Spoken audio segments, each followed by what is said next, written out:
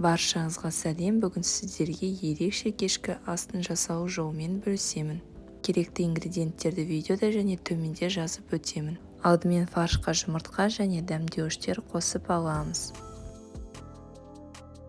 Нан үгітіндісін және ұсақталған петрушка қосамыз.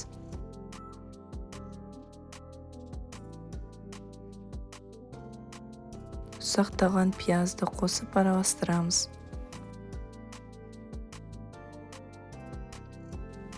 Картоптарымызды турап аламыз. Картопқа тұз, бұрыш, дәмдеуіштер қосып араластырамыз.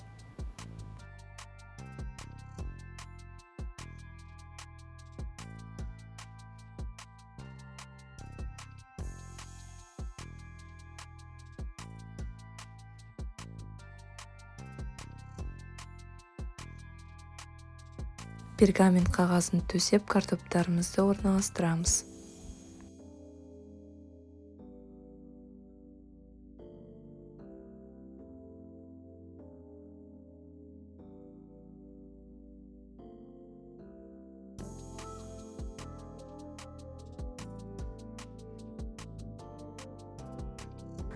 Фаршты шпажкаға орналастырып, картоптардың үстіне қойып шығамыз.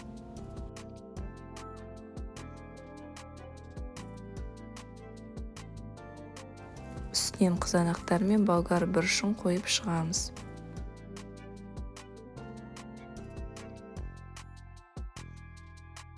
«180 градус қызып тұрған духовкада 45-40 минуттай пісіріп аламыз.